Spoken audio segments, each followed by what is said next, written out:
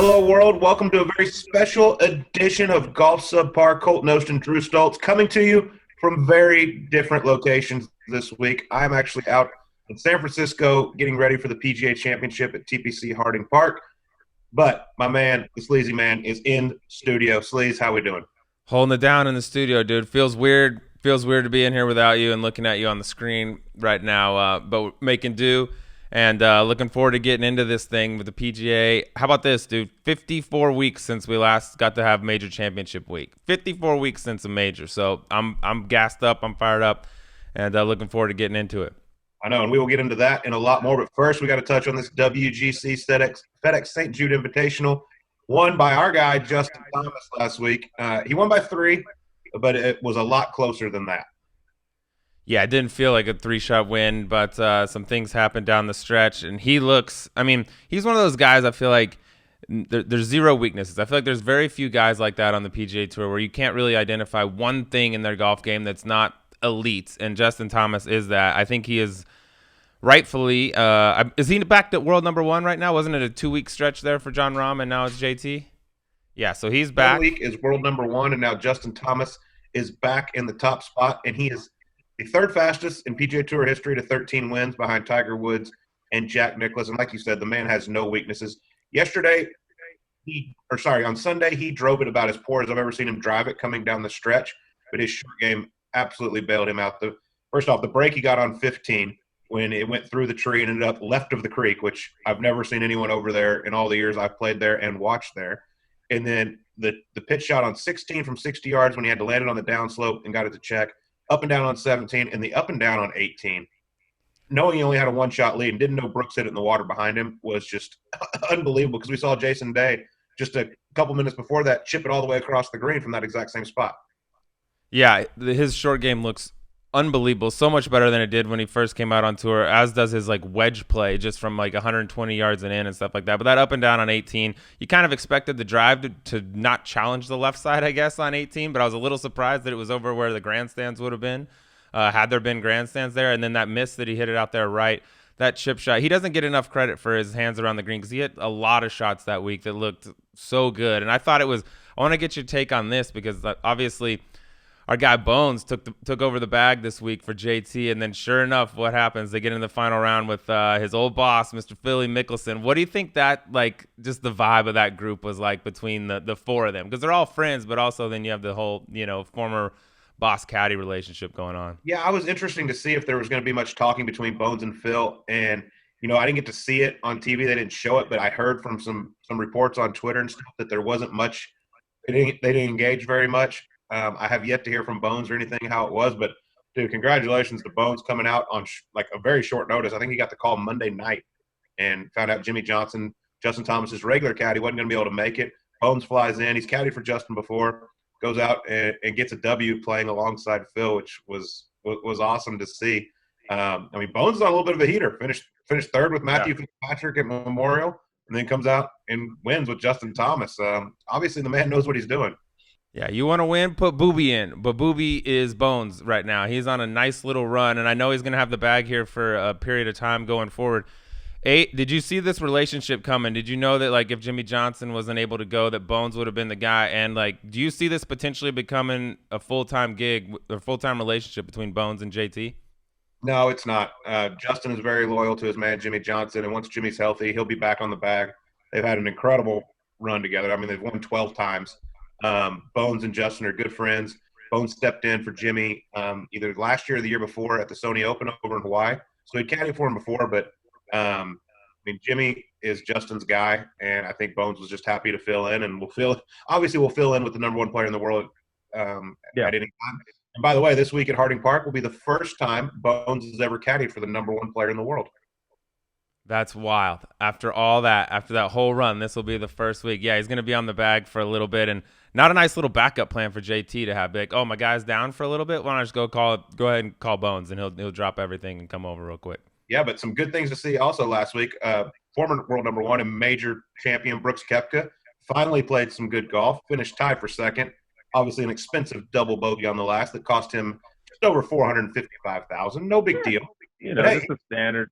But hey, it was good to see him play well, rounding into shape for a major champion. Championship, trying to be the first person since 1927 to three-peat at the PGA Championship. That was Walter Hagen. So great to see Brooks play well and get ready for this major championship.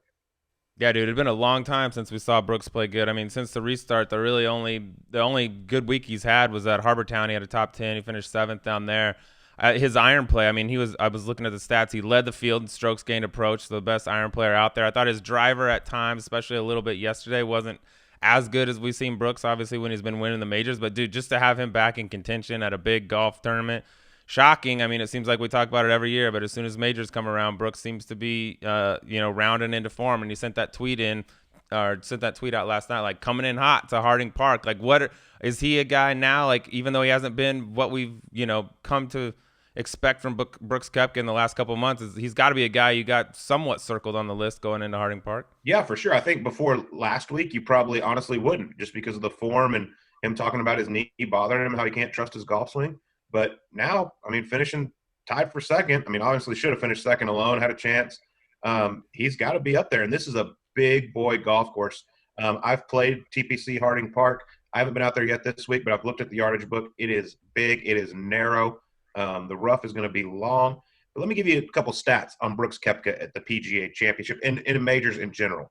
Since 2017, he's the most under par of any player at major championships. He's 70 under par. The next best, Ricky Fowler at 34 under par. Okay? Ooh. That's 36 shots better in the majors. But let me tell you something. That's not the best ever to be 70 under in a 3-year stretch. How about from 2000 to 2002, Tiger Woods, 92 under in the major championship. 92 in majors. Phil Mickelson, next best, 63 shots behind. Okay.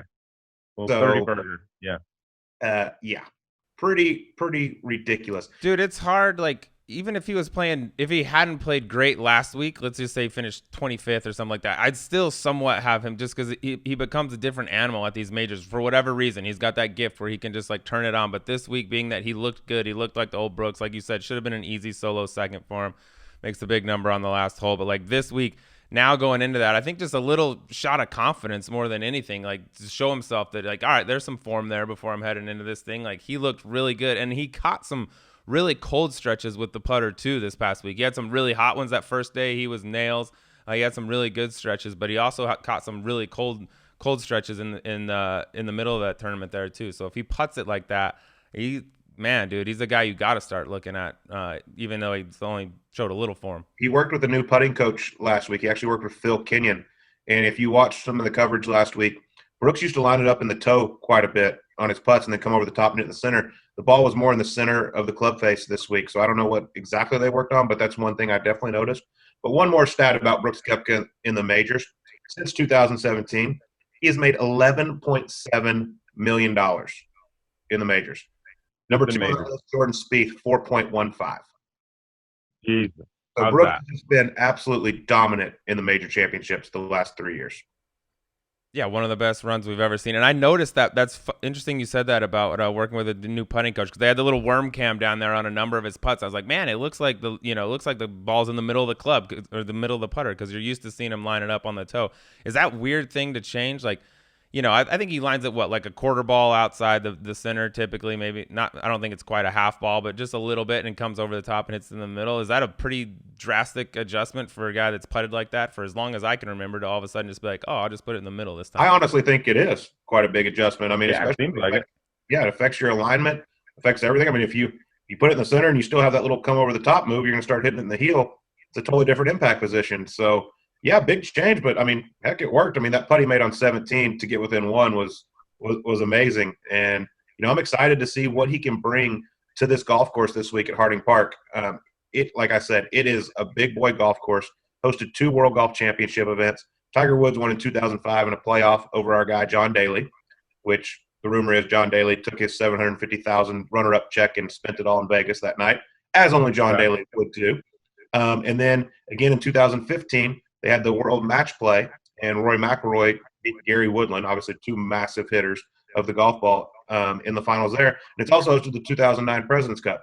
But like I said, I was going through the yardage book. I mean, you've seen these yardage book sleeves. Like, there's yardages where all the sprinkler heads are, right? Well, this place has so many sprinkler heads outside where the fairways are. They've brought the fairways in so much. Like they're so narrow. There's all the yardages are like outside the fairways. And it's going to be interesting if this place gets firm. Harding Park has a lot of dog legs where you can choose to like cut across and stuff. And if you have to worry about running through, I think this place could play very, very difficult this week.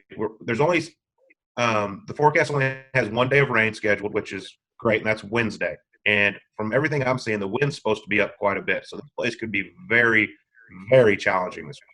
I know you're going to get out there this week, but what do you expect, like rough-wise? Is this thing going to be kind of like we've seen the PGA Championships in the past, venues where they can do it, kind of play like a little mini U.S. Open? Like it's not U.S. Open type rough, but they're trying to make it obviously more penalizing than it would be at a regular PGA Tour venue. Is this rough? And at San Francisco, that rough just stays wet. It's a different beast than playing in some of the stuff these guys are used to playing. And do you see that rough getting up high to kind of deter some of these long guys from just taking driver out all day long?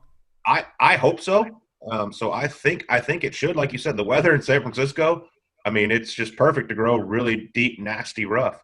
So I'm hoping it is. You know, people might look at the scorecard at Harding Park and see it's only 7,234 yards, but it is a par 70. And, yeah, that yardage is short for today's standards. But in San Francisco, where the air's so heavy and the fog can roll in, that plays extremely long.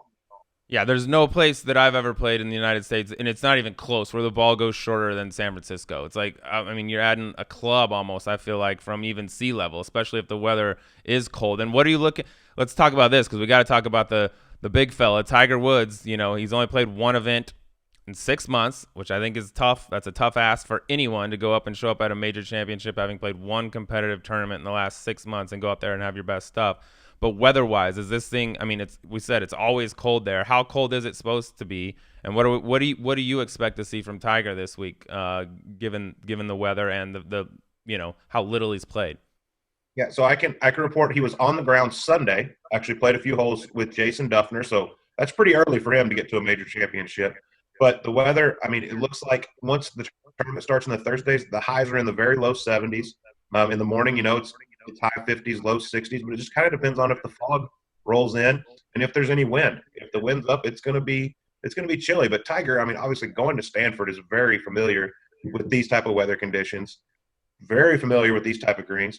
Like I said, he won the WGC in 05. He went 5-0 in the President's Cup in 2009. Never saw the 18th hole. Just dusted everyone. I hope he's in good form. It's a place that should be perfect for him. I think the driver is very, very key this week if the rough is up, which I'll be able to let you know later on today. But I'm excited to see what he can bring to the table this week. Yeah, I mean these are the only events that really move the needle for him. I don't think he cares a whole lot about anything else at this point in his career. That's probably why he didn't play last week at the WGC. Are you surprised though that he didn't play at the WGC, given that he played Jack's tournament, he finished 40th. It wasn't his best, and the thing that I noticed more than anything watching him that week was how he looked around the greens. Like Tiger Woods, probably the best putter we've ever seen in the game of golf, at least since I've been old enough to know what's going on. And he hit some putts that didn't just miss, but they looked like they were. You wouldn't expect the ball to come off the blade of Tiger Woods' putter when you saw some of these putts. Like I'm talking 6-8 footers. This was like more than anything. I feel like just competitive rust, going from playing in Bermuda greens down in Medalist, down in South Florida, totally different than you get to Jack's event where the greens are arguably some of the toughest, most sloped on the PGA Tour. He looked really rusty around the greens. I mean, I know he's got to have a healthy back coming in or none of this matters, but shocked or surprised at all that he didn't at least give it a go last week at WGC where it's hot and humid and it shouldn't have really been an issue with the back. Yeah, I kind of thought he might play, but then at the same time, if he didn't feel 100% and he wanted another week to kind of get the back where he needed it to be, I understand. But like you said about his putting, you know, that was a very tough week for him to come back after such a long break because when you're playing at home at Medalist, you don't have 6-footers that break 6 to 8 inches outside the hole, stuff like that. I mean, the slower Bermuda, you hit him on the right edge and you hit it firm and you bang it in there.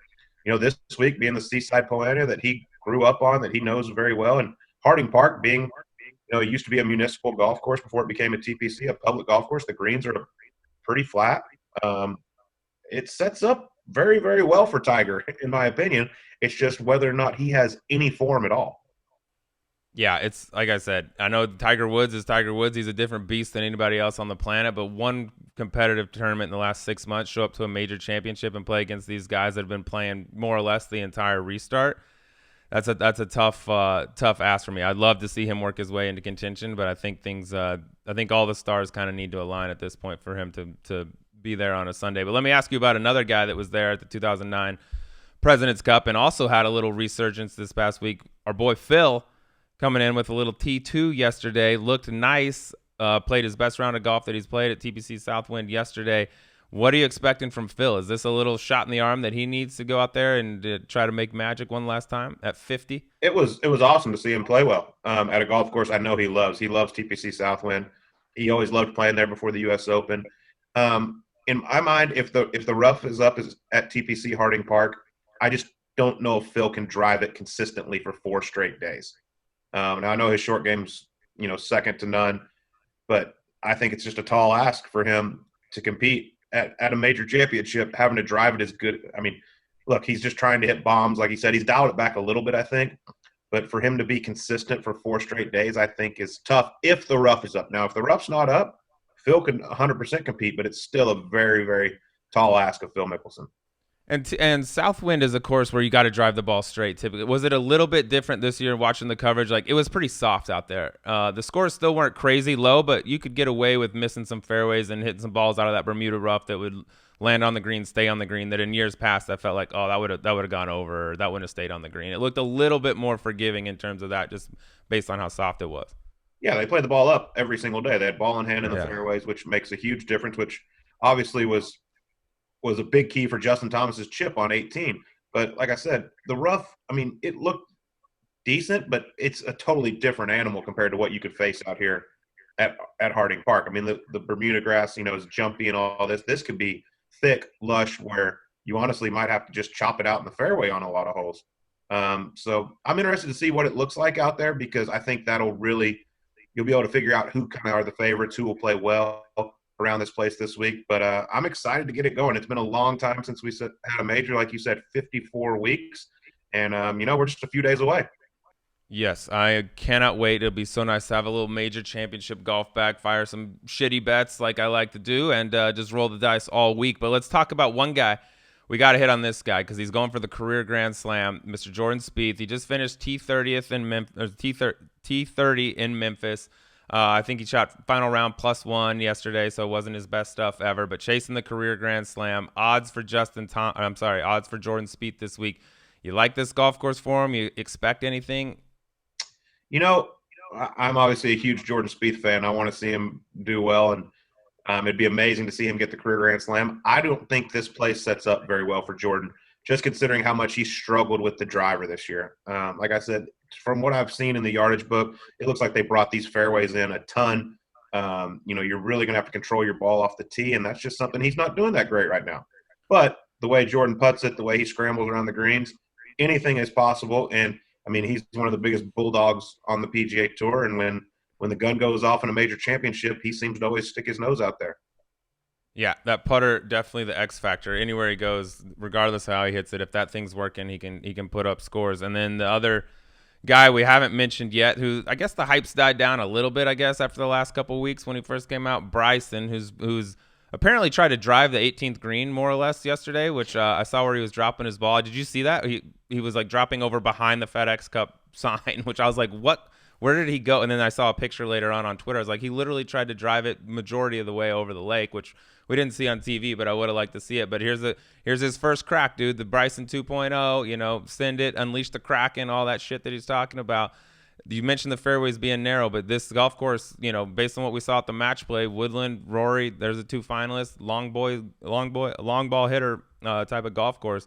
Bryson's got to be licking his chops, I would think, in a setup like this. Yeah, in a place like Harding Park where there's not like a ton of penalty areas or out of bounds or anything like that. Like, I mean, you can get away with granted, you'll be in rough, but you can spray it. It'll be interesting to see. I mean, if he smashes down there and has wedge in every hole, it might work. I don't know. It just all depends on how firm they can get these greens. But I'm very excited to see Bryson's first attempt at a major championship with this newfound Kraken or whatever the hell you want to call it. Yeah, this is the whole reason that he did this. He's like, I want to win major championships. And by the way, like, we can say I thought he hit a couple squirrely ones this past week, some that were a little more offline than we're used to seeing. But by the way, he's number 1 on tour in strokes gained driving. He's number 1. So, I mean, you can say what you want about it, but right now there's nobody gaining more strokes off the tee than Bryson DeChambeau, and that's typically a pretty good formula going into really anywhere, but especially majors. So, looking forward to see what he's got. It's going to be very exciting to watch. And when you watch the PGA Championship this week, I really want you to pay attention to the last 6 holes. Those are key. That's where Lake Merced starts to come into play a little bit. But over the last 6, there's 3 par 4s that are over 460. Now, 460, like we said, in San Francisco plays a lot longer than 460 in Scottsdale or anywhere else. But there's 2 very short par 4s. The 16th is possibly going to be drivable. It's 336 from all the way back. I would imagine they move that up a little bit. And then on the 17th, you got a short par 3 that's always tricky because the wind's around the lake. It only plays 170 yards to the middle of the green. And then 18 is demanding 480. It's a beautiful hole, Lake Merced to the left. One of the ones where you can just – it'll be interesting where like a guy like Bryson tries to hit it because you can just bite off as much as you want as long as you can carry it over 320 yards. But the last 6 are going to be so exciting to watch, and I think that is going to be the key to the golf tournament this week. And what else would be exciting to watch? And I am begging for this, and I know a lot of people in the golf world are begging for this. What are the chances we get a Bryson Brooks pairing heading into Harding Park? The whole world wants it. This is entertainment. We got the first major in 54 weeks. I personally would love to see it. They've been throwing jabs back and forth. You had Bryson with the whole ant debacle this week trying to get relief. He's pointing out 1 or 2 ants that are walking around. Brooks, hits in the trees a couple of days later. Is like, oh, here's an ant. I need to drop. And, kind of poking fun at Bryson and all this. Any chance we get to see a Bryson Brooks pairing at Harding Park? There is a chance. I just don't know if the PGA of America will do it just because they don't want to have to answer questions before the tournament even starts. Like, why did y'all pair these 2 together? Or making a big deal about this pairing. And honestly, even if they do get paired together, nothing's going to happen. Yeah, they're not going to fist fight on the 8th tee, yeah. I mean, yeah, of course, the people out there want to see something crazy happen, but these 2 guys are golfers. They're not going to throw down or they're not going to be talking trash to each other walking down the fairway in a major championship. That's just not going to happen. But hell, put them together. It'll be something to talk about. Yeah, people want it. Put them together. We get very few rivalries or people even going back and forth on social media or in the media in general. Put them together. We don't get to see this very often, so I know I'd love to see it. Like you said, there's not going to be a fist fight on the 12th tee or something like that, but it would be awkward and it would make for fun TV watching those 2 guys after all the back and forth they've been trading for the past few weeks or whatever it's been. Yeah, but it's going to be obviously very, very exciting. 95 of the top 100 in the world. There's actually been quite a few withdrawals very recently. A lot of people with health concerns about COVID, some injuries. I know Vijay Singh was banged up. John Daly withdrew. Padraig Harrington, Brendan Grace, Francesco Molinari opted not to play. But still, 95 of the top 100 in the world. Always one of the strongest fields of the year and probably one of the toughest to bet just because there's so many great players. But we're going to get into our gambling segment now, and we need producer Mark to chime in and let us know how last week went and what's the total now. All right, guys. Well, the good news is there was no cut, so you didn't have your A pick there. Missed this week. Would have missed the cut. Yep. But staying cold. The bad news is he was tied for your best finish with Tommy Fleetwood, Patrick Cantlay, that is. T35 is the best you get. All right, couple top 40s. Yeah. For my A guys, no big deal. And then a T52 out of Leishman, T49. What we're getting there. Oh, okay. Keep going. Yeah. And then all of a sudden we have Colt on the other side who got a T2 out of Daniel Berger and had a nice backdoor finish from Abraham Answer after his 75 in the second round. People sort of forgot he was playing, which means that we do have a new leader up $526,000.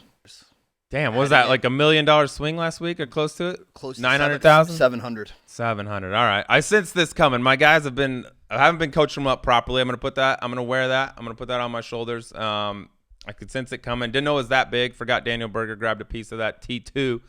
So here we go, dude. We're getting to the nitty gritty and big purse this week. So you got the honor still. So I'm going to let you go ahead and fire it off. Yeah. And just for the people out there, there's not many weeks left in this season. We have this week, we have the Wyndham Championship and then 3 FedEx Cup playoff events, and then someone's going to be carrying someone's bag around Whisper Rock Golf Club. And it's going to still be hotter than shit at that time. Well, we don't have to do it like the day after the Tour Championship. Yeah, good point. We'll defer to the first day under 95. So just 5 weeks remaining, and this is a big week. Obviously a huge purse, over $10 million. And with the first pick in the first major of this season, I'm going to go with someone that's going to surprise you, I think. Oh, boy. I'm going to go with a guy that is very familiar with the area, another guy that just strikes it, honestly, probably better than any guy on the PGA Tour, or at least up there. And for my favorite, he's coming in at 22-1, and that's Colin Morikawa. Oh, I thought it was gonna be mine. Okay, it was close. I did. He was not from the area in general, but I do not hate that pick whatsoever. 22-1. When you threw that out, you had me sweating a little bit. But yeah, poke a hole in that game too. I mean, I guess you could point at the putter and say maybe it's not elite yet, but doesn't matter when you hit it to 12 feet on damn near every hole. It doesn't have to be too good. So all right, Colin Morikawa. I think he's gonna be a popular pick, even though he's 22-1, going back to the Bay Area for his first major. All right, I'm going in here. I'm going also 22-1. So we're leaving all the big guys alone. No JT, no Bryson, no Rahm, no none of these guys. I'm going 22-1. I'm going with a man named Xander Schauffele. He's got one finish outside the top 20 in his last 6 starts since the restart. Okay, one finish outside top 20. Coming off 6th last week at Memphis, doing exactly what he does, playing well, getting no credit. He's definitely under the radar. He's not one of the guys that everyone's talking about. But tee to green, same type of deal, and I also love him. The bigger the golf tournament, the more I like him to show up. And he's playing just well enough without getting all the attention right now. So I'll go Xander. We got two 22-1s in our first 2 picks. 2 guys with very similar games, in my opinion. Yeah, I would totally agree. All right, and I'm going to lead off this. No Rory, no Bryson, no Rahm, no JT, Koepka, Tiger. Nope. Just straight to 22-1s. People listening at home like these guys are freaking idiots, bro. How about JT? It maybe sounds pretty good right now. Yeah, we're idiots. That's what we do, and we will find out. I'm going a little more chalk here in my 25 to 50-1 pairing. This is the guy that ranked the highest in terms of those odds. I'm going Webb Simpson, 28-1, 12th last week in Memphis, having one of the best, if not the best, 2020 seasons so far. 2 wins, 6 top 10s on the year, drives it straight, just kind of gets it around. Nothing flashy, but seems to play well every week. I gotta have more of a safe play here in the middle tier, so I got Webb at 28-1. And I think his odds would be lower if he had his trusty bag man Paul Tosuri on the bag. Yeah, he's playing without the normal loop this week, but his game seems to be on autopilot more or less. Like there's not a lot of bad that goes on. Part of that team. That's going to be tough. Not to hate on your pick a little bit, but for me, my second pick, I'm going with a guy just his 3rd week back since the COVID-19 break. Continues to get better, knocks a little rust off week after week. Guy who I think drives it as good as anybody, hits it out of the middle of the club face, it seems like every single time. 33-1, Tommy Fleetwood. Can't say anything bad about English Jesus. He's good. He always looks good, drives it incredible. And by the way, I was looking at the match play from back in the day. He was when they had the WGC match play here, he was the number 54 seed. Last time, no one had even heard of the guy, and now he's knocking on the door for majors. So, yeah, he seems to fit the mold. I look for him to do big things. He's going to win a major at some point, in my opinion. Absolutely. He's just Without question. All right, here we go. The outside of 50-1 picks. For the 3rd pick, I'm going with a guy that finished T6 last week in Memphis, one of the best swings on the planet, a guy that shows up in big tournaments, 2-time major winner, Louis Oosthuizen.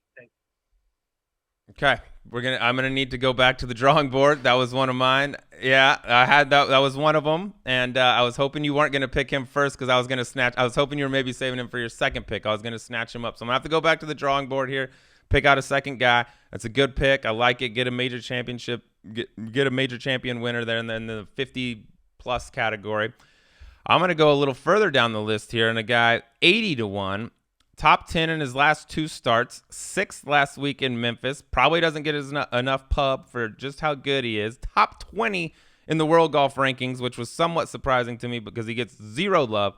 But Matthew Fitzpatrick at 80-1, going to ride the hot hand a little bit right now. So I like his form going in. Well, I hate to break it to you, but that's who my 4th pick was. Okay. So and the good news is these 2 are allowed to match up. So they are allowed to match up. Do you want to do that, or do you want to fire out? Do you want to go? Well, to be honest, I don't have any other information in front of me other than Matthew Fitzpatrick. So neither do I. Yeah, so I kind of got to go with him as well at 80-1. Like I said, I mean, you said it perfectly. 6th in Memphis, 3rd at Memorial.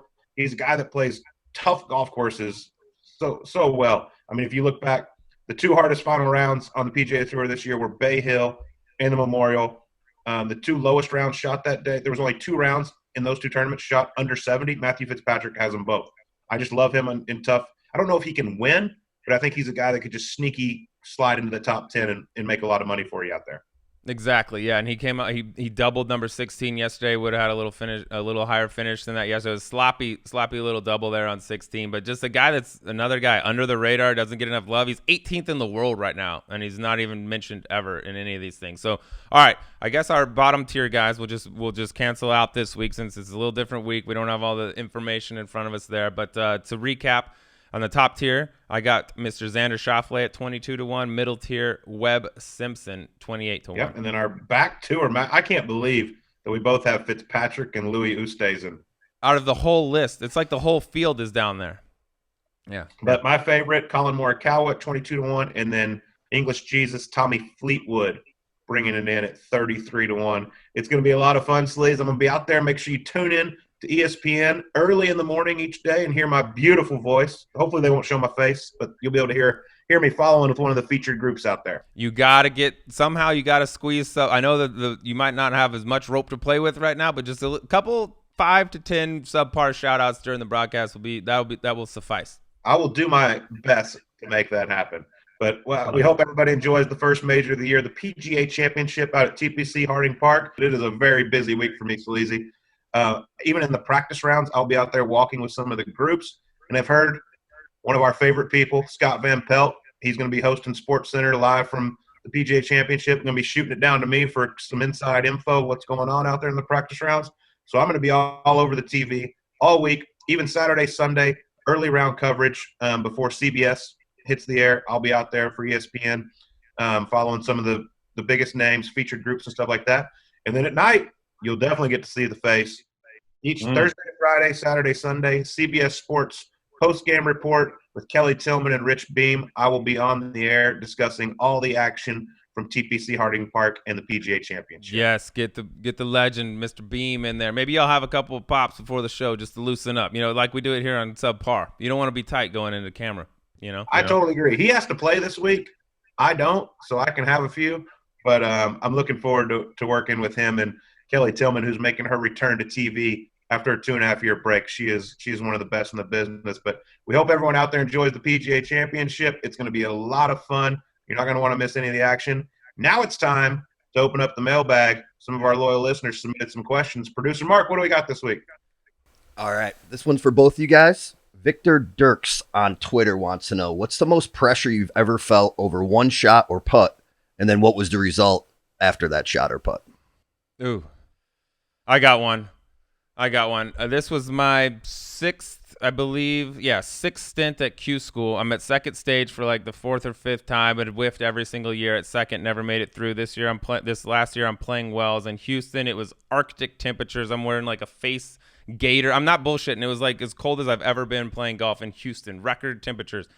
With about 3 holes left, I got what I figured to be a 3-shot cushion on what we expected the number to be. I parred 16, so I'm going into 17. I had about a 2-shot cushion. I can make 2 bogeys in the last 3. Parred 16, I'm like, perfect. I can go bogey and get in the house, and I'm going to get through second stage finally.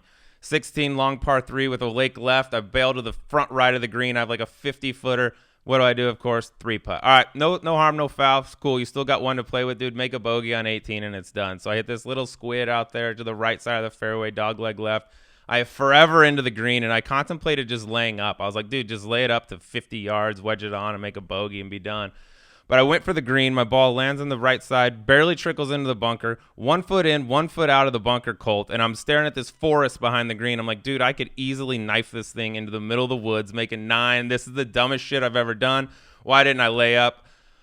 I leave the ball in the bunker. And now it rolls up the bank, rolls back down. Now I have a flat lie in the bunker. And now I have to get up and down all of a sudden to get out of second stage at Q School. My mind's going absolutely crazy. I'm like, dude, you're going to butcher this with a double on the last. This will be the end of golf. I'll quit if I double bogey this hole and don't get out of Q School.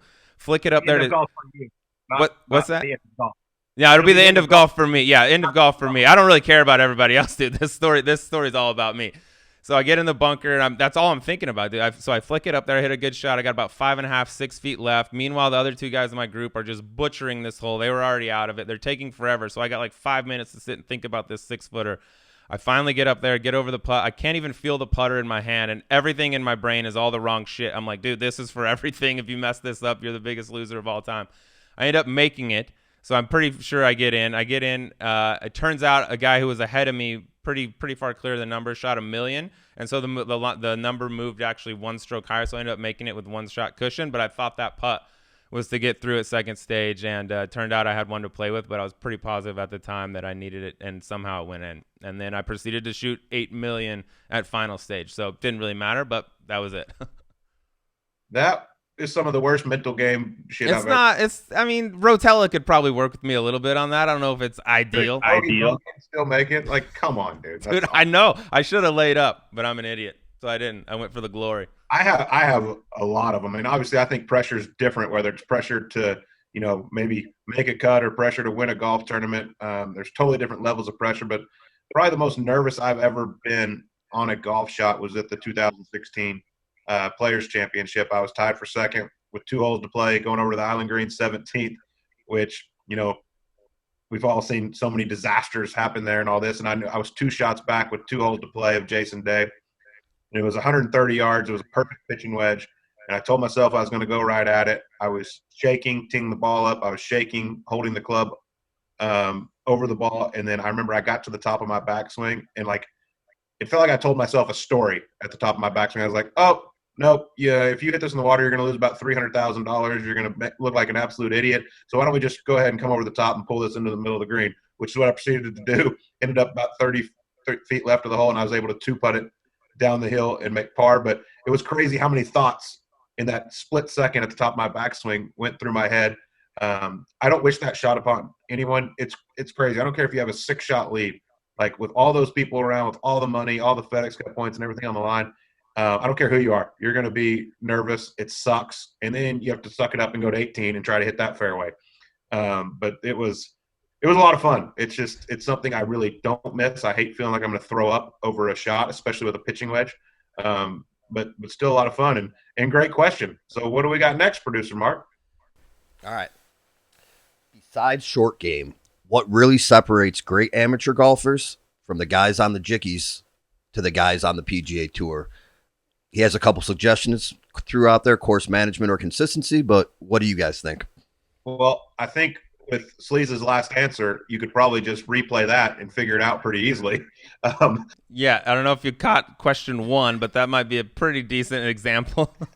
The perfect example right there of the difference. I mean, Sleaze was absolutely panicking, thinking about how he could finish bogey, where I think the guys, top players in the world, are kind of just focused on the shot at hand and not getting too far ahead of themselves. But yeah, that, and I agree, course management. I mean, I've played 2 Jickeys now.